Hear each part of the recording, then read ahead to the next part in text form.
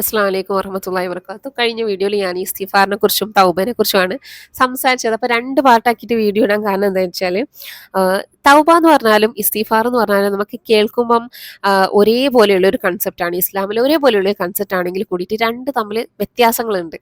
രണ്ടും 2 രീതിയിലുള്ള പക്ഷാതാപങ്ങളാണ്. ഇസ്തിഗ്ഫാർ എന്ന് പറയുന്നത് ഒരു ഷോർട്ട് ടേം ആയിട്ടുള്ള കാര്യമാണ്. ഇപ്പം നമ്മളുടെ ഡെയിലി ലൈഫിൽ ദിക്റായിട്ടും നമ്മൾ ഡെയിലി ലൈഫിൽ ഇസ്തിഗ്ഫാറുകൾ വർദ്ധിപ്പിക്കേണ്ട ഇമ്പോർട്ടൻസ് ഒക്കെ നമുക്കറിയാം. അപ്പോൾ ഡെയിലി ലൈഫിൽ നമ്മൾ അസ്തഗ്ഫിറുല്ലാഹ് എന്ന് നമ്മൾ ചെല്ലാറുണ്ട്.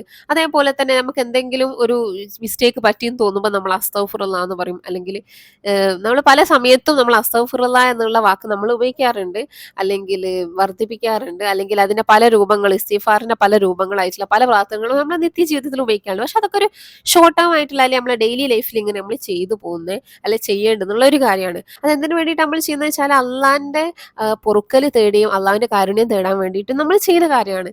പക്ഷെ നേരെ മറിച്ച് തൗബ എന്ന് പറഞ്ഞാൽ, നേരത്തെ പറഞ്ഞു ഇസ്തിഗ്ഫാർ ഷോർട്ട് ടേം ആയിട്ടുള്ള കാര്യമാണ്, പക്ഷെ ഒരു ലോങ് ടേം ആയിട്ടുള്ള ഒരു പ്രവൃത്തിയാണ് തൗബ എന്ന് പറഞ്ഞാൽ. ഇസ്തിഗ്ഫാർ നമ്മളൊരു വെർബൽ സപ്ലിക്കേഷൻ എന്നൊക്കെ പറയാം. നമ്മളിങ്ങനെ ദിക്ർ ചെല്ലുന്ന പോലെയുള്ള, അല്ലെങ്കിൽ നമ്മൾ അള്ളാഹിനെ സ്മരിക്കുമ്പോഴും നമ്മൾ ഡെയിലി ലൈഫിൽ നമ്മൾ ഓരോ കാര്യങ്ങൾ ചെയ്യുമ്പോഴും നമ്മൾ മിസ്റ്റേക്കുകൾ വരുമ്പോഴും അല്ലാതെ നമുക്ക് വെറുതെ ചെല്ലാൻ പറ്റിയ ഒരു വെർബൽ സപ്ലിക്കേഷൻ ഇസ്തിഗ്ഫാർ എന്ന് പറഞ്ഞാൽ. ഖുർആനിൽ അല്ലാഹു സുബ്ഹാനഹു വ തആല പറയുന്നു, നിങ്ങൾ നിങ്ങളുടെ നാഥനായ അള്ളാഹുവോട് പാപമോചനം തേടുക, അവങ്കിലേക്ക് പക്ഷാതപിച്ച് മടങ്ങുക, എങ്കിലൊരു നിശ്ചിത കാലം വരെ അവൻ നിങ്ങൾക്ക് ഉത്തമമായ ജീവിത വിഭവം നൽകും. ശ്രേഷ്ഠത പുലർത്തുന്നവർക്ക് തങ്ങളുടെ ശ്രേഷ്ഠതക്കൊത്ത പ്രതിഫലമുണ്ട്. നേരെ മറിച്ച് നോക്കുമ്പോൾ തൗബ എന്ന് വെച്ചാൽ ഡീപ്പായിട്ടുള്ള റിപ്പൻഡൻസ് ആണ്. നമ്മൾ കുറച്ചുകൂടിയും ദീർഘമായിട്ട്, അല്ലെങ്കിൽ കുറച്ചുകൂടിയും ആഴത്തിലുള്ള പക്ഷാതാപമാണ്.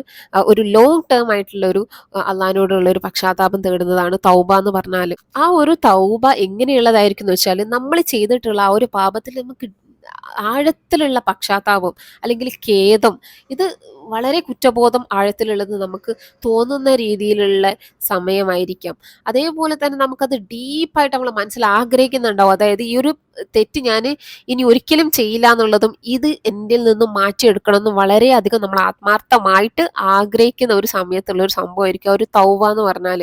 അറബിയിൽ തൗബ എന്നുള്ള വേർഡിന്റെ റൂട്ട് മീനിങ് എന്ന് പറഞ്ഞാൽ റിട്ടേൺ ടു ടേൺ ബാക്ക് എന്നൊക്കെയാണ്. അതായത് തിരിച്ചു വരിക എന്നുള്ള രീതിയിൽ അത്രയും ഭയങ്കര ഡീപ്പായിട്ടുള്ള ഒരു മീനിങ് ആണ് തൗബക്കുള്ളത്. അടുത്തായിട്ട് ഞാൻ പറയാൻ പോകുന്നത് എങ്ങനെ നമുക്ക് തൗബ ചെയ്യാന്നുള്ളതാണ്. അതിന്റെ ഓരോ സ്റ്റെപ്പായിട്ടാണ് പറയുന്നത്.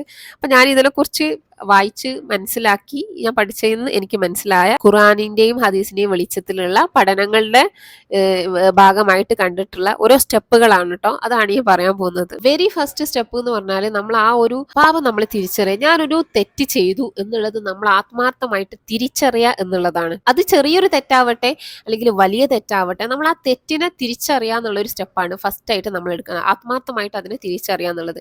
പിന്നെന്ന് വെച്ചാൽ ആ മൊമെന്റിൽ തന്നെ നമ്മൾ ആ തെറ്റ് എന്താണോ നമ്മൾ ചെയ്തുകൊണ്ടിരുന്നത് ആ തെറ്റ് സ്റ്റോപ്പ് ചെയ്യുക, നിർത്തുക, അല്ലെങ്കിൽ അത് തുടർന്ന് പോവാതിരിക്കുക എന്നുള്ള ഒരു തീരുമാനം സഡൻലി എടുക്കുക. കാരണം എന്താ വെച്ചാൽ നമ്മൾ ആ തെറ്റ് കണ്ടിന്യൂ ചെയ്തുകൊണ്ട് നിൽക്കുന്ന സമയത്ത് തന്നെ നമ്മൾ തൗബ ചെയ്യാനുള്ള തീരുമാനം എടുത്താൽ നമ്മളുടെ ആ തൗബ ചെയ്യാനുള്ള ഒരു ആത്മാർത്ഥത തന്നെയല്ലേ അവിടെ ചോദ്യം ചെയ്യപ്പെടുന്നത്. അടുത്തൊരു കാര്യം എന്ന് പറഞ്ഞാൽ, ആത്മാർത്ഥമായിട്ടുള്ള കുറ്റബോധം നമ്മളെ മനസ്സിലുണ്ടാവണം. നമ്മൾ എന്ത് തെറ്റാണോ ചെയ്തത്, അത് ചെറുതും വലുതാവട്ടെ, അതിൽ നമ്മൾ ആത്മാർത്ഥമായിട്ടുള്ള കുറ്റബോധം ഉണ്ടാവുക എന്നുള്ളതാണ്. അടുത്തൊരു സ്റ്റെപ്പ് എന്ന് പറഞ്ഞാൽ, നമുക്ക് കുറ്റബോധം ഓൾറെഡി വന്നു കഴിഞ്ഞു, ഓക്കെ, ഇനി നമ്മൾ ചെയ്യേണ്ടത് എന്താ വെച്ചാൽ അള്ളാഹിന്റെ അടുത്ത് നമ്മളൊരു തീരുമാനം എടുക്കുക. അതായത് ഞാൻ ഒരിക്കലും ആ ഒരു തെറ്റിലേക്ക് തിരിച്ചു പോകില്ല എന്നുള്ള ഒരു തീരുമാനം നമ്മൾ മനസ്സിൽ ഉറപ്പിച്ച് എടുക്കുക എന്നുള്ളതാണ്. ഇനി അഥവാ നമ്മൾ ഇങ്ങനെ ഒരു തീരുമാനം ആത്മാർത്ഥമായിട്ട് എടുത്തു കഴിഞ്ഞിട്ട് പോലും നമ്മൾ പിന്നീട് ഈ ഒരു സെയിം തെറ്റിലേക്ക് നമ്മൾ വന്ന് വീഴുന്ന ഒരു അവസരം വന്നാൽ പോലും നമ്മൾ ആ ഒരു തൗബനെ പുതുക്കുക എന്നുള്ളതാണ് നമ്മൾ അവിടെ ചെയ്യാൻ പറ്റുന്ന ഒരു കാര്യം എന്ന് പറഞ്ഞാൽ.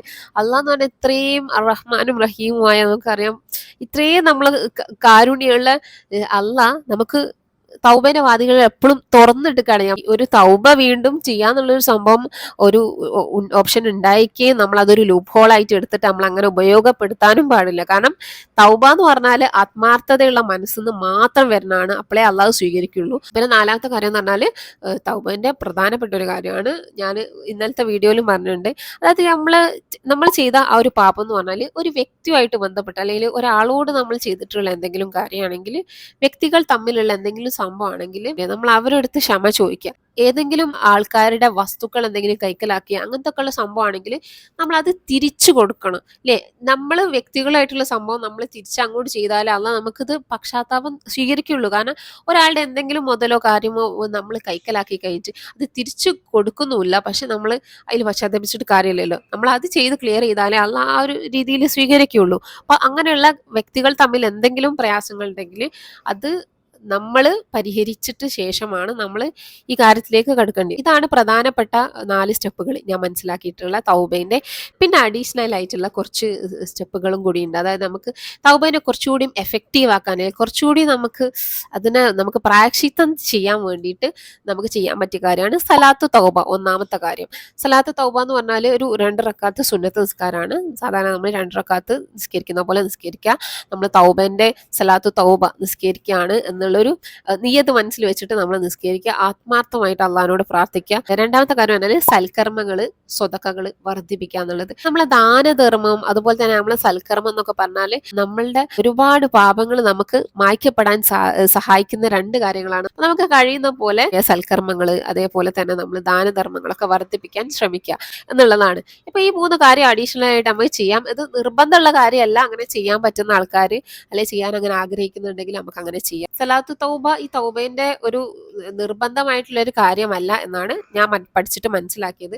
അപ്പൊ നമുക്കത് ചെയ്യാം, ആത്മാർത്ഥമായിട്ട് നമ്മളെ ചെയ്യണം ആഗ്രഹിക്കുന്നുണ്ടെങ്കിൽ നമുക്ക് ചെയ്യാം. എക്സ്ട്രാ ഒരു അഡീഷണൽ ആയിട്ടുള്ള ഒരു സ്റ്റെപ്പാണ് സലാത്തു തൗബ എന്ന് പറഞ്ഞാൽ.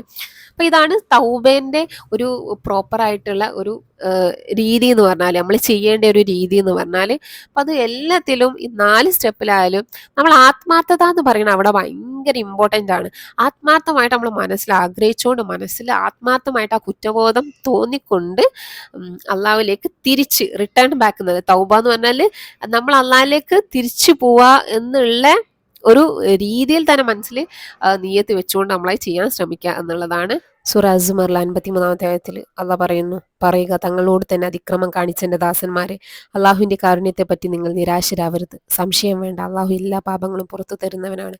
ഉറപ്പായും അവൻ ഏറെ പൊറുക്കുന്നവനുമാണ്, പരമദയാലുവും.